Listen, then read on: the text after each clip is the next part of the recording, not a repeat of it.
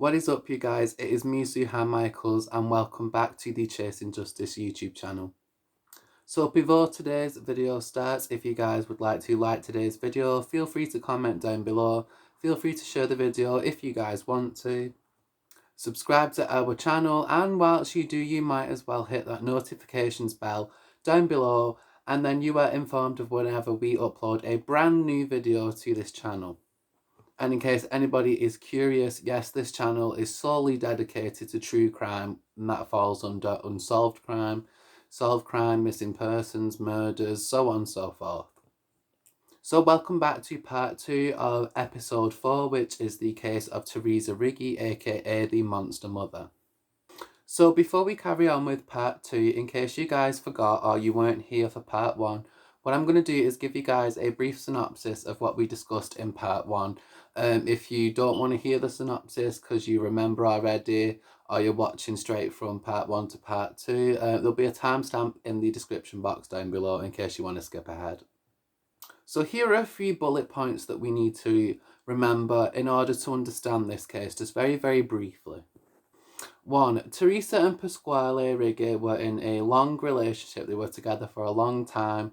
They were married and they had 3 children. They had a set of twins, Austin and Luke, and they were both aged 8 years of old. And Cecilia, who was 5, and she was set to turn 6 the following Monday. Theresa Riggi had some undiagnosed / unrecognised mental health issues, so that being anorexia, bulimia, narcissistic, histrionic, and a paranoid personality, which she wasn't diagnosed with these issues up until she was in jail. So she'd gone her whole life prior, up until going to prison, unaware that she had these issues. So she hadn't reached out to a psychiatrist, she hadn't reached out to a doctor. There's no evidence of that. During the time of the murders, there was an ongoing custody battle between Pasquale Riggi and Theresa Riggi for the children. Now, initially, Pasquale Riggi wanted to go to court to gain visitation, whether that be sole visitation, like on his own, or supervised visitation. However, later down the line, as I explained in part 1, Theresa Riggi's behaviour mentally and physically with her children is becoming very concerning. She's overbearing. She's too much. She's almost trying to put herself in every aspect of her children's lives, and she's with her children constantly. The children are homeschooled. If you guys remember, I told you in part 1, the children went to the birthday party and they had to wear the little locator device bracelet things on their wrists. And whenever Theresa Riggi in her own mind was paranoid about whether the children had disappeared or she couldn't see them or she was just worried off for whichever reason she pleased, she would hit this little button thing on this remote and the bracelets that the children were wearing would beep, beep, beep. And she would be notified, she'd hear the beep, beep, beep, and she'd be able to locate the children, and things like that. Just in general, her behaviour with her children become very concerning. So Pasquale Riggi decided to inform Theresa Riggi one day that he was going to go for sole custody of the children, all 3 of them. And this is what a lot of people believe made Theresa Riggi snap mentally. Each child individually was stabbed a total of 8 times, which was a collective total of 24 stab wounds, and Theresa Riggi used 3 separate kitchen knives during this attack on these 3 children that were under the age of 10. At this particular point in the story, Theresa Riggi has survived the jump or the attempted suicide off the ledge. Basically, allegedly, Theresa Riggi, after allegedly failing numerous suicide attempts after she had murdered her children, had allegedly thrown herself from the 2nd floor window of her townhouse. Allegedly. So Miss Riggi had survived and she'd been hospitalised, and at this current time in the story, she's now incarcerated in prison, and she got sentenced to a total of 16 years. So she killed 3 people under the age of 10 that were her own children, and she only got a combined total of 16 years. I'm just gonna I don't really have to say anything about how just wrong that was in general, but that was pretty effed up. Considering Luke and Austin were 8 years old each, and that together makes 16, and Cecilia was 5, so it's not even the amount of time that she was sentenced to wasn't even the amount of time that all 3 children collectively were alive, which is just an injustice within itself, isn't it? In Glasgow Crown Court, Theresa Riggi actually admitted to the murders of all 3 children. However, she didn't admit to murder, which is what we discussed in part 1. If you're interested in part 1, I will link that down below in the description box also. But yeah, Theresa Riggi and her legal team decided that she would plead guilty, but on the grounds of diminished responsibility and culpable homicide, which basically means she acknowledges that the children died at her hands and she was the only person that was there and was the only person that could have possibly been responsible for this murder. However, she won't she won't admit to the fact. Basically what she's saying is it wasn't intentional, if that makes sense. She didn't intend to kill her children. It was just a kind of like a snap. Basically, Theresa and her defense team were, their defense was Theresa had these 5 undiagnosed mental health conditions and that they were causing or played a big part, a big contributing factor into how she was and her behaviour, and possibly as to why she killed her children, although not an excuse, but could have possibly been, at least in Theresa's eyes and her defense team's eyes, a way to say, like, I wasn't in control of what I was doing. Although I did kill my children, I acknowledge that. I wasn't fully in control and I didn't intend to do that. I wasn't setting out to kill my children. It happened spontaneously, but I do recognise that I did kill my children. So now we continue on with the case, and at this point Theresa Riggi is in prison. She is incarcerated and she has been diagnosed with these mental health conditions. I couldn't find out whether or not she was being medicated for those mental health conditions. I don't know. If anybody knows, feel free to let me know. I'd appreciate that. And also, Theresa Riggi was also struggling with self-harm and her eating disorders in the prison, and she had attempted suicide countless times, according to the prison guards and people that knew her during that time period.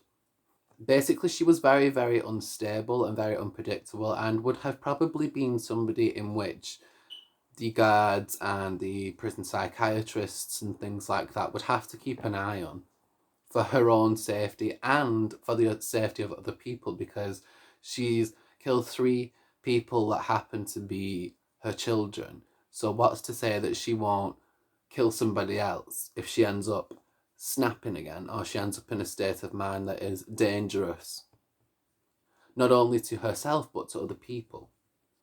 After a while, Theresa Riggi was actually being monitored for her eating disorder. They were making sure she started to eat regular amounts again over a period of time, because when you struggle with eating disorders and things of that nature, there's no magical cure. You're not just gonna go from having an eating disorder, in Theresa's case would be anorexia and bulimia, and you're not going to go from having those eating disorders to all of a sudden overnight just eating normal. It's a process, like everything in life. It's a process, and you've got to take baby steps, and sometimes you take steps back and steps forward and steps back again. So it's a process. But Miss Riggi was being monitored. There was an alleged incident in which Theresa Riggi was attacked, and basically what allegedly happened was Theresa was walking down the prison corridor, and as she got up to the top of the stairs, a fellow prisoner allegedly came behind her and kicked her down the stairs. However, the case was dropped due to lack of evidence. I do apologise for the stutter. I must say this in every single video, but I'm working on it. Approximately 1 week after the stairs incident, Theresa Riggi was attacked again by a fellow cellmate by the name of Angela Hamilton. Now, the only reason I'm naming the cellmate who attacked her, or prisoner, whatever she was, who attacked Miss Riggi, is because it's public information. You can literally find it on the internet. So it's not like I'm, just announcing this to you guys and you don't know about it. It's out there on the internet. Miss Hamilton had allegedly come into Miss Riggi's cell and snuck up behind her and had a broken razor in her hand, and she had grabbed Theresa by the back of the head and she had started to slash her face. And they moved Theresa, I believe, to a secure hospital after that. After the attack with the broken razor blade, Miss Riggi did actually receive multiple lacerations to the face, and Angela Hamilton was actually charged for the attack and had extra time added on. So this brings us to March 14th, 2014 in a Nottinghamshire secure hospital.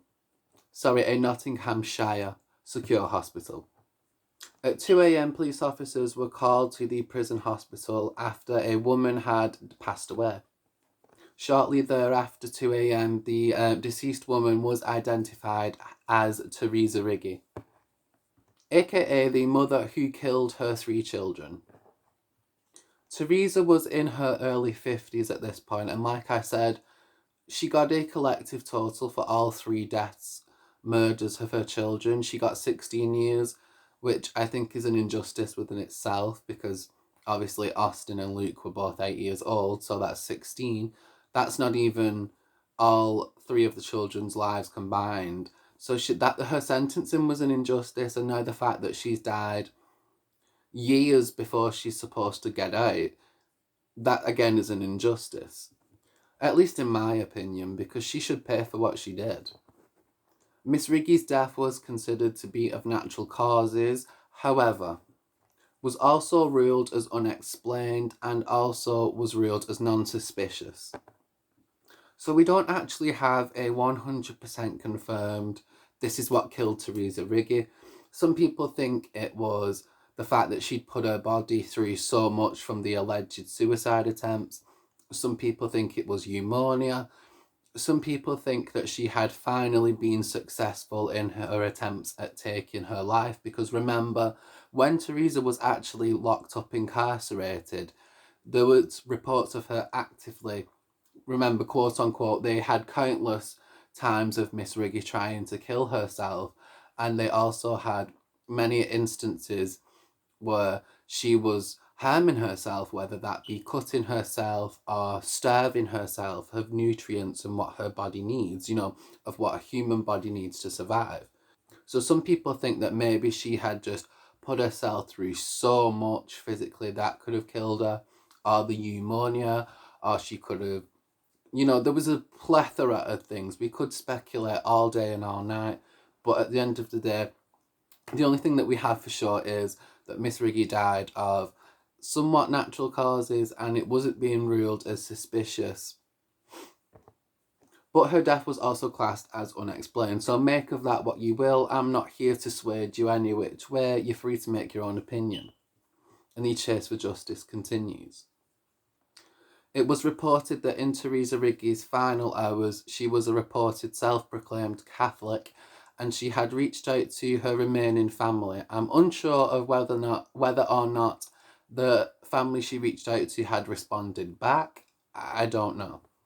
But we do know that she did reach out to them actively before she passed. I guess if I asked the question of what caused Theresa Riggi's death, I guess my answer to that would be, we'll never really know. She died in 2014, and they've ruled it as natural causes but unexplained but not suspicious. So I guess we have to take the fact for what it is, but we can speculate if we want to. I mean, like I said, I'm not trying to sway you which way. I'm just presenting the facts. So I guess to conclude part 2 in this episode as a whole, I want to ask you guys 2 questions. Was Theresa Riggi a cold-blooded serial killer who intended on making her husband Pasquale pay for trying to take her children away, because Theresa Riggi saw her children as possessions, as things that she could control, as objects that could revolve around her life. She had the narcissistic personality, the paranoid personality, the histrionic personality. She was going through a custody battle. Could she have just mentally had enough? Or could she have been a cold-hearted killer? That's my two questions. What do you guys believe? Do you believe she was this cold-hearted killer and this was a premeditated, thought-out murder, and this was done as an act of the ultimate spite and the ultimate revenge and the ultimate I'm gonna get you back type thing? Or do you guys believe that this is a victim of mental health? Let me know down below in the comments and we can discuss this if you guys want to, of course. So I just want to give you guys my opinion. I believe that Miss Riggi, I believe the mental health played, like I said prior in this video, a significant role in how things played out. And I believe that, it must be hard for anybody that goes almost 50 plus years without knowing they had not one, not two, but 5 undiagnosed mental health conditions, because they're all 5 different mental health conditions. Yeah, although histrionic, paranoid, and narcissistic are all 3 personality disorders, they're individual. They're not every personality disorder is the same. Same way with eating disorders. Anorexia and bulimia aren't the same. They're 2 separate eating disorders. But I do also believe that there was some premeditation in this whole scenario, especially with the phone call, the progression from when the children were babies to the day of the murders, how her control was constant, and she's just suffocated the life out of her children with her unhealthy obsessions. And I believe it's 50-50. I believe that, you know what I mean? I can't give you guys a definitive answer. I'm not Theresa Riggi. I don't know what she was thinking, but that's my opinion. I don't think it was 100% this way or 100% that way. I think it was 50-50. So you guys can always let me know your opinions and let me know the answer to these 2 questions right here. So I just wanted to say thank you guys so much for watching. I truly appreciate it, and I will see you guys in the next one. And until next time, you guys, the chase for justice continues.